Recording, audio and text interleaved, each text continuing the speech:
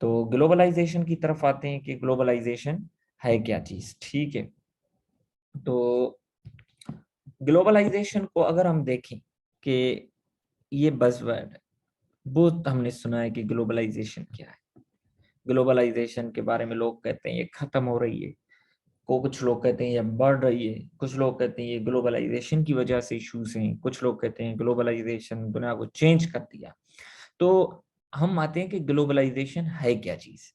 अगर देखें कि टाइम एंड स्पेस कंप्रेशन कर दिया है ग्लोबलाइजेशन ने, world has become a global village. आप देखें कि बिल्कुल ग्लोबल विलेज आ गई है सिचुएशन कि widening, deepening and speeding of world wide interconnectedness. दुनिया, यहां से आप कॉल करें, दुनिया के किसी कंट्री में कॉल कर सकते हैं, ट्रेवल कर सकते हैं, जल्दी पहुंच सकते हैं, वहां पे कोई मसला होता है दुनिया के किसी कोने में यहाँ पहुंच जाता है।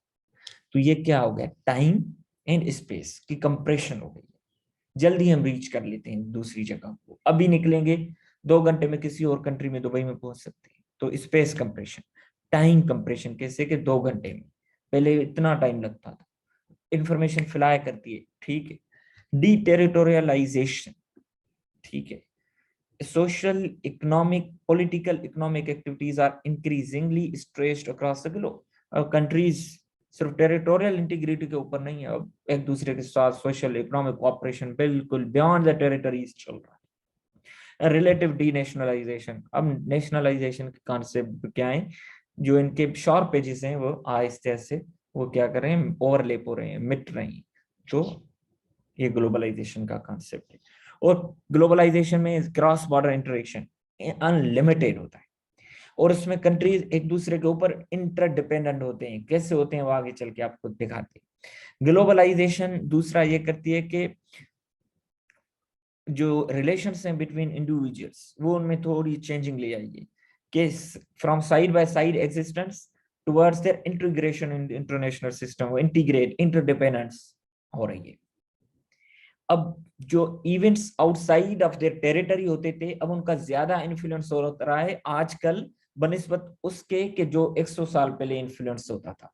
क्योंकि कोई भी चीज कहाँ पे होती है, नेदरलैंड में गुस्ताखाना खा के छापे जाते हैं, यहाँ पे एहतजाज होता है। पहले मुमकिन था नहीं, एक कम्युनिकेशन की वजह से। ठीक, कोई चीज यहाँ होती है, कोई टेररिस्ट अटैक कहाँ पे होता है, तो वहां पे दूसरी जगह पे बैन, वहां पे दूसरी जगह पे रिटेलिएशन आ जाती है। तो ये चीजें ग्लोबलाइजेशन की वजह से, उसके फायदे भी हैं, नुकसान आते हैं। ठीक है, तो how states are dependent on one another, what is the effect of that dependency and integration, what is the impacts of events on states happening in international arena। ये बड़े इंपॉर्टेंट क्वेश्चंस हैं, हाँ इनके आंसर्स ढूंढने आओ, आए तो ढूंढते हैं। अगर आप देखें कि before the age of globalisation, तो states were only limited and confined to pursue their national interest. आजकल भी हैं, बट आज तो सुप्रा नेशनल इंटरेस्ट आ जाते हैं। क्लाइमेट चेंज, वाटर क्राइसिस, आजकल क्लाइमेट, पॉपुलेशन कंट्रोल, ये चीजें आ गई हैं। सिक्योरिटी ऑफ द ग्लोब, ठीक है, ओन सेफ्टी देन ग्लोबल। पहले ग्लोबल सिक्योरिटी का कॉन्सेप्ट नहीं होता था, सिर्फ ओन सेफ्टी, अपनी सेफ्टी की हद तक बात होती थी। डोमेस्टिक प्रॉब्लम्स तक की कन्फाइंड होते थे स्टेट्स, अब बिग इंटरनेशनल लेवल पे आ जाती हैं। बिल्कुल, climate change is not only a domestic issue, it has become an international issue. Paris peace agreements, COP 21 वगैरह वगैरह एग्रीमेंट्स, ठीक है, Kyoto protocol, other protocols, agreement sign हो रहे हैं। पॉपुलेशन कंट्रोल के प्रोग्राम्स, सस्टेनेबल डेवलपमेंट गोल्स, ये क्या चीजें, सुप्रा नेशनल गोल्स है ना, मिलेनियम डेवलपमेंट गोल्स। ये अब ग्लोबलाइजेशन स्टेट्स के साथ साथ सुप्रा नेशनल इंटरेस्ट को भी लेके आई है। डोमेस्टिक प्रॉब्लम्स के साथ साथ उसको इंटरनेशनल लेवल के प्रॉब्लम्स को भी रिकॉग्नाइज कर रही है। और वहां पे जैसे आप इस टीजीज में पढ़ोगे तो कॉमन कोऑपरेशन की भी बात की गई है कि ग्लोबल इश्यूज पे। तो आजकल की जो वर्ल्ड है वो एक दूसरे के साथ बिल्कुल कनेक्टेड है, बिल्कुल कॉम्प्लेक्स वेब है। ये नहीं है कि अब लीनियर कोऑपरेशन है, बिल्कुल हर एस्पेक्ट में कोऑपरेशन है, कल्चरल इंटरेक्शन हो, पॉलिटिकल हो, सोशल हो, इकोनॉमिक हो, किस एजुकेशनल हो, साइंटिफिक हो, जिस किस्म का भी हो, कोऑपरेशन अब आ गया है। ये नहीं है कि अगर ग्लोबलाइजेशन एक एलिमेंट में खत्म हो रही है तो मतलब खत्म हो रही, नहीं, दूसरे में बढ़ रही होगी। कोविड-19 वक्त अगर एक दूसरे के पास लोग आ नहीं रहे तो वैक्सीन की ग्लोबलाइजेशन हो रही थी, मेडिकल ग्लोबलाइजेशन। तो ये भी तो चीज है ना कि अगर लोग आ नहीं रहे तो डिजिटाइजेशन तो हो रही है ना, वो भी तो एक ग्लोबलाइजेशन का ही कंसेप्ट है ना, time compression, space compression. New problems evolve हुए तो ग्लोबलाइजेशन में, तो उनके इन प्रॉब्लम्स के जो ग्लोबल प्रॉब्लम्स हैं उनके जो सॉल्यूशंस होंगे वो भी ग्लोबल सॉल्यूशंस हमें चाहिए। क्लाइमेट चेंज है, एक कंट्री उनका मुकाबला नहीं कर सकता, हमारे पास इंडस्ट्री नहीं है फॉसिल फ्यूल को निकालने के लिए, फिर भी हमारे यहाँ क्लाइमेट चेंज की वजह से आप देख रहे हैं कि फ्लड आ रही है। कार्बन डाइऑक्साइड एक कंट्री निकाल रहा है, उसका इन्फ्लुएंस दूसरे कंट्री पे आ रहा है, तो जाहिर सी बात है अब इन निकालने वाले और इफेक्ट होने वाले कंट्रीज के बीच में जब कोऑपरेशन होगा तब ये मसला हल होगा। पॉपुलेशन एक्सप्लोजन, कोविड-19 आपको पता है कि वहां पे ये कंट्रीज ने बिल्कुल कोऑपरेशन करना शुरू कर दिया कि इससे अगर जान छुड़ानी है तो ग्लोबल कोऑपरेशन चाहिए। वाटर क्राइसिस और ozone layer depletion. Ozone layer depletion एक कंट्री का तो मसला नहीं है ना, ये पूरे दुनिया के आलम का मसला है कि अगर ओजोन लेयर डिप्लीट होगा तो क्या मसला होगा, पूरी ह्यूमैनिटी के साथ मसला होगा। तो इसी तरीके से उसको हल करने के लिए मिल बैठ के ग्लोबल लेवल का प्रॉब्लम है तो ग्लोबल लेवल का सॉल्यूशन हमें ढूंढना है। ठीक है, अब आपको अंदाजा होगा कि why there is a great importance of globalization in catering the global problems। तो इन प्रॉब्लम्स को डील करने के लिए हमें भी ग्लोबल लेवल पे मोर कॉम्प्रिहेंसिव सॉल्यूशंस चाहिए। अगर वो कोऑपरेशन नहीं होगा तो individual states can not deal with such problems alone. How can a country think that it can fight with climate change alone? Is it possible? No, not at all। तो अगर दूसरे countries fossil fuel को cater नहीं करेंगे, को cartel नहीं करेंगे, तो मुमकिन नहीं है एक कंट्री के लिए उसको डील करना। को बॉर्डर तो रही है कि वहां से बॉर्डर खींचे और क्लाइमेट चेंज से इन्फ्लुएंस ना हो, ये तो मुमकिन नहीं है। इंडिया में वहां पे आग लगाई जाती है फसल का, जो बाकी बाय प्रोडक्ट्स होती हैं उनको, तो यहाँ पे स्मोक होता है लाहौर में। तो ये तो अब जब तक इंडिया कोऑपरेट नहीं करेगा दूसरा कंट्री ट्रांसफर, तो सॉल्यूशन कैसे आएगा। तो वाटर क्राइसिस हो, वाटर क्राइसिस एक कंट्री का तो इशू नहीं है ना, जो हम कहें कि एक कंट्री मसला हल कर सकता है, मुमकिन नहीं है। तो कोविड-19 में एक कंट्री का इशू नहीं था, तो इनके लिए ग्लोबल एंड कॉम्प्रिहेंसिव सॉल्यूशंस हमें चाहिए। अब पर्सपेक्टिव्स ऑन ग्लोबलाइजेशन क्या है। एक तो हाइपर ग्लोबलिस्ट है, मुख्तलिफ किस्म के लोग होते हैं, एक हाईली डिफेंसिव हो जाते हैं, कुछ दूसरी क्रिटिसिज्म के पीक पे चले जाते हैं, कुछ होते हैं बीच वाले और स्टांस पे होते हैं। जो हाइपर ग्लोबलिस्ट हैं वो कहते हैं बस सॉवरेनिटी खत्म हो गई, नेशन स्टेट खत्म हो गई, अब ग्लोबल कॉन्सेप्ट आएगा। ठीक है, इस पे हम थ्योरी ऑफ रीजनलिज्म वैसे तो नहीं है इसमें और सिलेबस में, बट मैं कल आपको जरूर कराऊंगा जो भी लास्ट लेक्चर होगा, ठीक है, यहाँ उसमें, कि वो तभी आप ऑर्गेनाइजेशंस को समझ सकेंगे, थ्योरी ऑफ रीजनलिज्म। उसके 5 स्टेजेस हैं, तो अच्छे तरीके से उनको समझें। Global forces undermine the ability of government to control their economies and societies। मतलब अब सुप्रानेशनल कॉन्सेप्ट आ गया है हाइपर ग्लोबलिस्ट के मुताबिक, कि नेशन से बयान बात हो गई है। स्केप्टिक्स कहते हैं नहीं नहीं नहीं, ग्लोबलाइजेशन की बात ही ना करें, वो है ही नहीं। States remain the principal forces shaping the world, state ही है। अब ये कौन सा किसका कॉन्सेप्ट है, state centric concept is always a concept of realist, ये थ्योरी लग सकती है। ठीक है, ये जो hyper globalist concept is also fall in the concept of the liberalism, तो वहां से हम निकाल सकते हैं। ट्रांसफॉर्मेशनल पर्सपेक्टिव वे है ट्रांसफॉर्मेशनलिस्ट का, वो क्या कहते हैं, नहीं नहीं डिमाइज नहीं हुई, बट ट्रांस और ना ही सिर्फ स्टेट है, but transformation to globalisation of politics हुई है। not only politics, economics, social sphere, cultural sphere, everything.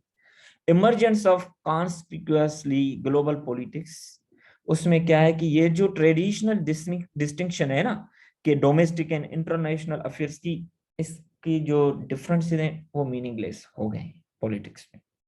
ठीक है, अब मैं आपको बात बताऊं कि सिर्फ ग्लोबल पॉलिटिक्स पे बात नहीं है, ग्लोबल कॉमर्स को देखिए थोड़ा। ग्लोबल कॉमर्स को समझने के लिए आपको सप्लाई चेन को थोड़ा समझना पड़ेगा। देखें कैसे चल रहा है। अगर ग्लोबल सप्लाई चेन को देखें कि जब से इकोनॉमिक इंटीग्रेशन इंटेंसिफाई हुई है, तो ये ग्लोबल कॉमर्स, फाइनेंस, प्रोडक्शन के जो लिंक्स हैं वो भी एक्सपैंड हो रहे हैं, ठीक है, कंट्रीज के बीच में। और उसके साथ साथ ये देखें कि फाइनेंशियल क्राइसिस 2008 वाला या ईस्ट एशियन रिसेशन वाला या 2002 वाला फाइनेंशियल क्राइसिस यूएस का, उनके इन्फ्लुएंसेस पूरी दुनिया पे आए क्योंकि ग्लोबल सप्लाई चेन डिस्टर्ब हुई। अब ग्लोबल सप्लाई चेन क्या है उसको भी थोड़ा समझते हैं, ठीक है। वो मैं आपको आईपॉड वाला एग्जांपल देता हूँ आगे चल के। अब इसमें अगर हम देखें ग्लोबल कॉमर्स के साथ साथ ट्रांसलेशन कोऑपरेशन को, तो थोड़ी ये पुरानी फिगर्स हैं, आप करेक्ट कर लीजिएगा।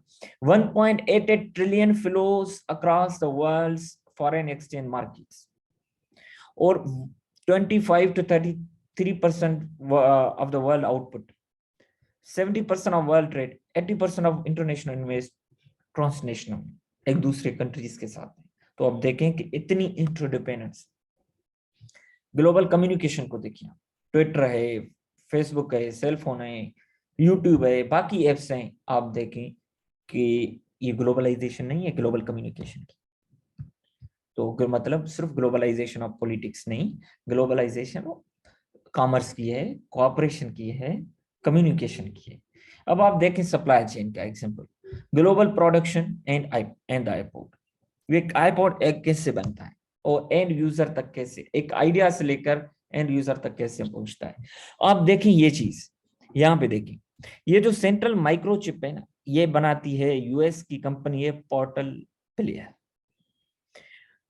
सेंट्रल माइक्रोचिप जो उसमें यूज होती है। अब इसकी जो कोर टेक्नोलॉजी ऑफ चिप है वो British, licence from British firm AR है, और उसका जो मॉडिफाइड पोर्टल प्लेयर्स प्रोग्राम वो कैलिफोर्निया में है।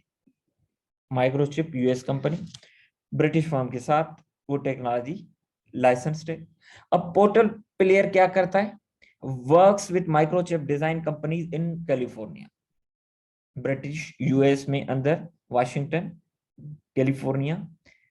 अब ये क्या करते हैं, send the finished design to a foundry in Taiwan. अब ये फिनिश्ड डिजाइन क्या करते हैं, डिजाइन करके वो ताइवान भेजते हैं। ताइवान क्या करता है, वेफर्स उसके बनाता है और उसको इंडिविजुअल डिस्क में कट करता है और किसी और जगह पे ट्रांसपोर्ट करता है टेस्ट होने के। अब वो क्या किया जाता है, उन वेफर्स को, चिप्स को प्लास्टिक में इनकेस किया जाता है, ठीक है, और असेंबली के लिए कहीं सिलिकॉन वेयर हाउस ताइवान में या एमकोर इन रिपब्लिक कोरिया में, वहां पे उसको सेंड किया जाता है। अब क्या है कि ये जो फिनिश्ड माइक्रोचिप है वो वेयर हाउस में रखी जाती है हांगकांग वगैरह ऐसे किसी जगह पे, और दूसरी जगहों पे ट्रांसपोर्ट होती है चाइना में या और किसी मार्केट में। इसी तरीके से चाइना में, और चाइना में क्या होता है कि आईपोर्ट पूरा असेंबल होता है, यहाँ से प्रोडक्ट, वहां से प्रोडक्ट, वो चीज प्रोडक्ट आई असेंबल। अब चाइना से क्या होगा, दूसरे मार्केट में चला जाएगा।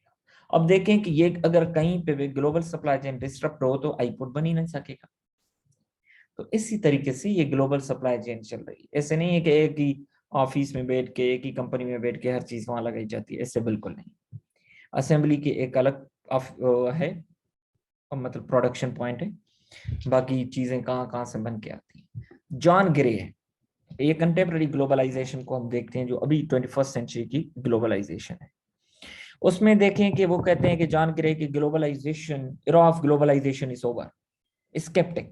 स्केप्टिसिज्म देखें, ये कहता है कि अब कंट्रीज 9/11 का अटैक हो गया, अब कंट्रीज क्या करेंगी, अपने पावर को स्ट्रीज अजर्ट करेंगी और बॉर्डर्स को सील करेंगी in response to the worldwide terrorist threat. आप बताएं, चलो ये हुआ कि ग्लोबलाइजेशन तो बढ़ी, मिलिट्री में नेटो दूसरे फोर्सेस आ गए वगैरह वगैरह इन्वॉल्व हो गए, कंटेम्प्ररी ग्लोबलाइजेशन सिंगुलर प्रोसेस तो नहीं है ना सिर्फ पॉलिटिक्स तक, ये तो ग्लोबलाइजेशन मल्टीलेटरल प्रोसेस है, जो politics to production, culture to crime, economics to education, हर जगह पे ग्लोबलाइजेशन चल रही है। एक एलिमेंट की ग्लोबलाइजेशन को अगर हर्ट होता है तो दूसरी ग्लोबलाइजेशन आगे चलती है, एक रिसीड होता है तो दूसरी एक्सीलरेट करती है। तो ग्लोबलाइजेशन का आता है कि अगर आप कह रहे हैं कि ग्लोबलाइजेशन रिसीड हो रही है, ओवर हो रही है, खत्म हो रही है, कौन सी ग्लोबलाइजेशन? अब बड़ा डेफिनेशन बताएं ग्लोबलाइजेशन ऑफ व्हाट, किस चीज की ग्लोबलाइजेशन? देखें तो सही, 9/11 के बाद इकोनॉमिक ग्लोबलाइजेशन स्लो डाउन हुई और इसको कहने लगे कि ये एंड ऑफ ग्लोबलाइजेशन हो गई। एंड ऑफ इकोनॉमिक ग्लोबलाइजेशन या रिसीडिंग ऑफ इकोनॉमिक ग्लोबलाइजेशन कहें तो समझ में आए कि ठीक है, बट इन्होंने इग्नोर किया accelerating pace of globalisation in military, technology and cultural domain. United States तो पाकिस्तान को टेक्नोलॉजी देने लगा टेररिस्ट थ्रेट को मिटाने के लिए। तो कहने का मकसद military, technology, cultural domain, cooperation बढ़ने लगा मिलिट्री लेवल पे, तो उस एलिमेंट में तो ग्लोबलाइजेशन बढ़ी। तो अब जो उस किस्म का एनालिस्ट है वो तो कहे कि 9/11 के बाद ग्लोबलाइजेशन शूट की है, ये भी डिस्टॉर्टेड वर्जन है। अब हमें होलसम ओपिनियन बनाना है कि कहीं से रिसीड हुई, कहीं बढ़ी। तो अब पैटर्न्स देखें ग्लोबलाइजेशन का, जो रिसीड हुई थी वो इकोनॉमिक ग्लोबलाइजेशन रिसीड हुई थी थोड़े वक्त के लिए, मिलिट्री नहीं हुई थी, मिलिट्री तो बढ़ी थी। लीगल ग्लोबलाइजेशन हो सकती है, इकोलॉजिकल ग्लोबलाइजेशन हो सकती है, कल्चरल, सोशल, साइंटिफिक, एजुकेशनल, कहीं पे भी ग्लोबलाइजेशन हो सकती है। अब ग्लोबलाइजेशन के इंजन्स कौन से हैं, उसको वो मेंटेन करने के लिए, एक्सीलरेट करने के लिए, बढ़ाने के लिए कौन सी चीजें दरकार हैं, उसका फूड कौन सा है?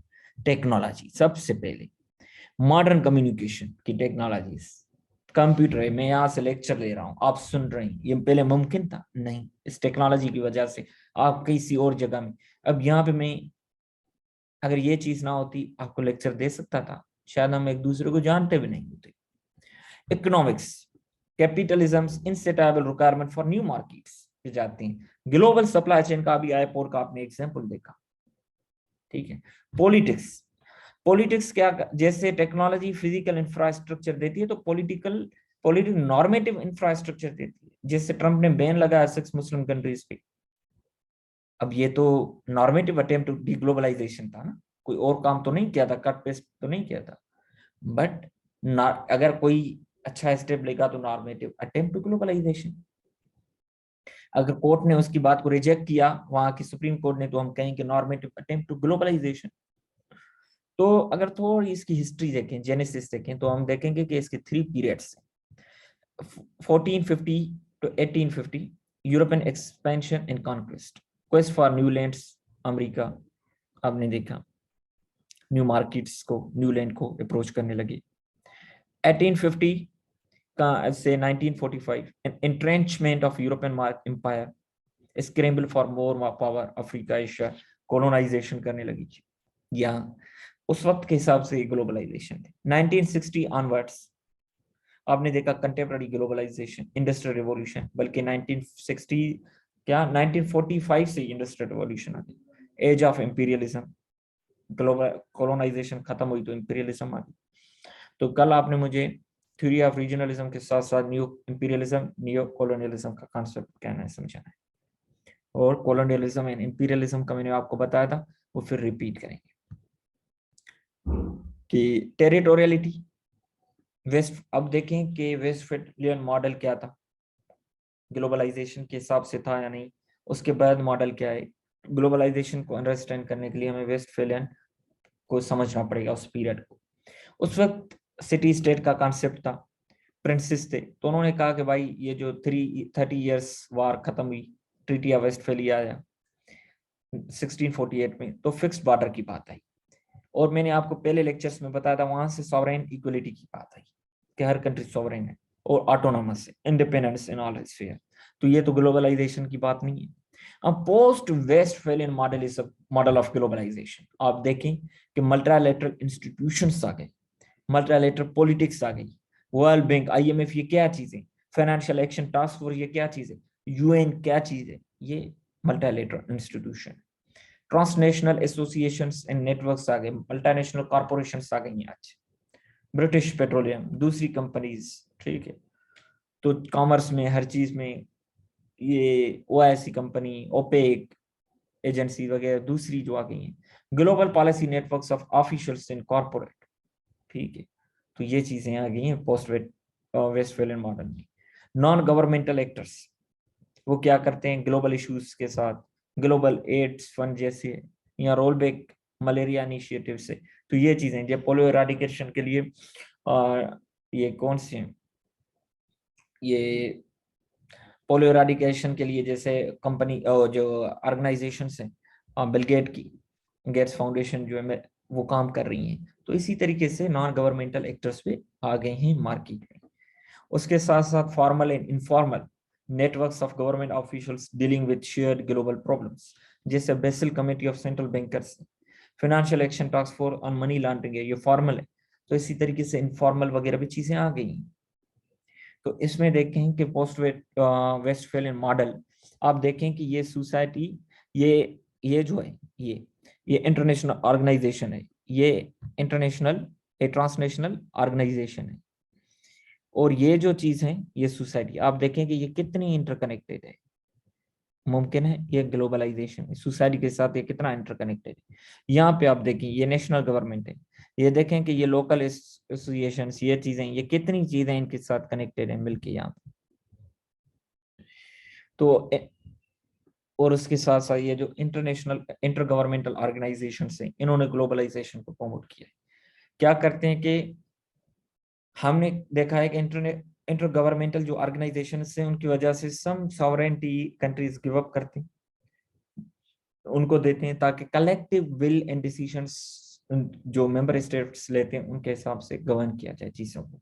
जैसे यूरोपियन यूनियन वालों ने किया, या यूनाइटेड नेशंस में पूरे सब लोग देते हैं, पावर्स देते हैं जनरल असेंबली को, सिक्योरिटी काउंसिल को, एफएटीएफ हो गया, वर्ल्ड बैंक हो गया, आईएमएफ हो गया। तो इन्होंने भी तो ग्लोबलाइजेशन को बढ़ाया है ना, ये ड्राइवर्स हैं, इंजन्स हैं ग्लोबलाइजेशन के।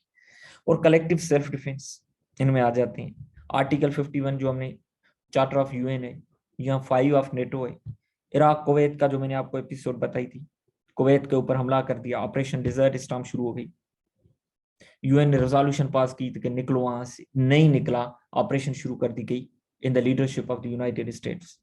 पेट्रोलियम एंड एक्सपोर्टिंग कंट्रीज जो हैं ऑर्गेनाइजेशन उन्होंने बनाई हुई है, ओपेक जिसको कहते हैं, organisation of petroleum exporting countries. तो ये क्या यूनियन है, तो ये इंटर गवर्नमेंटल ऑर्गेनाइजेशन है। तो ये चीजें तो है। डबल डेमोक्रेटिक डिफिसिट इन पे क्रिटिसिज्म के डिस्टॉर्टेड ग्लोबल पॉलिटिक्स का सबसे बड़ा नुकसान।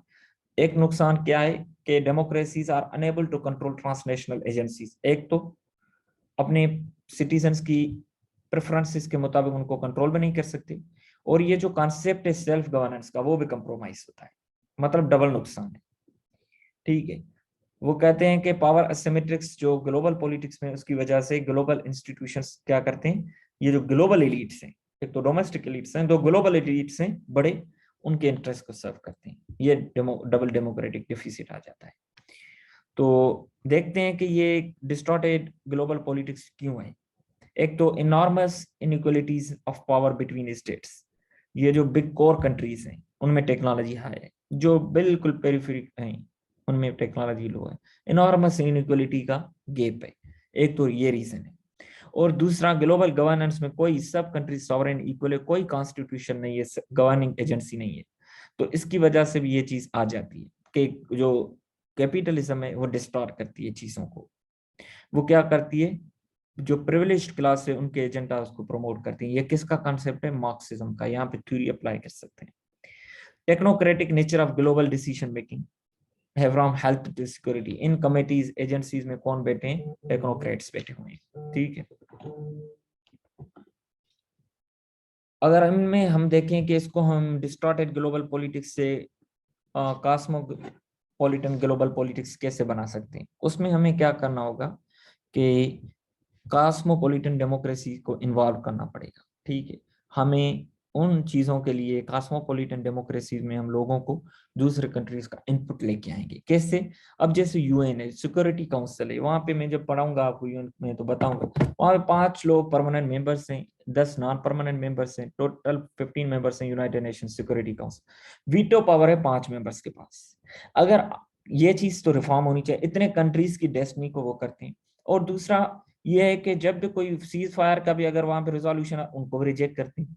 वर्ल्ड बैंक में उनको स्पॉन्सर सबसे ज्यादा यूएस करता है, तो वीटो पावर भी तकरीबन किसी कंट्री के पास नहीं है। इनकी ऑफिशियल वेबसाइट पे लिखा हुआ है कि स्ट्रक्चर का वीटो पावर वर्ल्ड बैंक का यूनाइटेड स्टेट्स के पास है। आईएमएफ में वोटिंग का वेटेज है, जो जितना कंट्रीब्यूट करेगा उतना उसका वोटिंग का वेटेज होगा, सब कंट्रीज का इक्वल नहीं होगा। तो आप देखें कि इनमें अंदर रिफॉर्म्स आने चाहिए ताकि सब कंट्रीज को रिप्रेजेंटेशन मिले, सिर्फ एलीट या जो टॉप 4 कंट्रीज हैं उनको सिर्फ फायदा ना हो ना। तो उसके लिए इन हमें कॉस्मोपॉलिटन को डेमोक्रेसीज में जो डबल डेमोक्रेटिक डिफिसिट है, एक सुप्रा नेशनल लेवल पे एक अंदर, दोनों को मिटाने के लिए भी हमने डबल डेमोक्रेटिक डिफिसिट को खत्म करने के लिए भी डबल डेमोक्रेटाइजेशन लेनी आनी पड़ेगी। कैसे? कि एक तो हम स्टेट्स के अंदर भी डेमोक्रेसी को ले आए, और दूसरा स्टेट्स के ऊपर जो रिलेशंस है बिटवीन उनके अंदर भी डेमोक्रेसी ले आए। कैसे? जैसे यूनाइटेड नेशन 5 कंट्रीज डिसाइड करते हैं यूनाइटेड नेशंस में, क्यों? वर्ल्ड बैंक में, आईएमएफ में चंद कंट्रीज करते हैं, तो वहां पे भी तो डेमोक्रेसी नहीं है। जब ये कहते हैं कंट्रीज डेमोक्रेटिक हो, तो क्या ऑर्गेनाइजेशंस डेमोक्रेटिक नहीं हो जानी चाहिए? तो इन प्रॉब्लम्स को डील करने के लिए हमें डबल डेमोक्रेटाइजेशन करनी पड़ेगी। अब ये है कि from distorted global politics to cosmopolitan global politics, तो ये एक अच्छा आपके लिए रीडिंग है, ये आप जरूर पढ़ना। ये आपको बताता है कि कैसे ये short term measures and long term measures हम लेके इन प्रॉब्लम्स को डील कर सकते हैं। ये जरूर पढ़ना, ये पेज आपके लिए लाजिम है। तो यहाँ से आपके लिए रीडिंग्स हैं, आप पढ़ें यहाँ से, और कोई भी क्वेश्चन हो तो मुझसे पूछा करें। अभी भी आपके पास कोई क्वेश्चन है तो काइंडली आप पूछ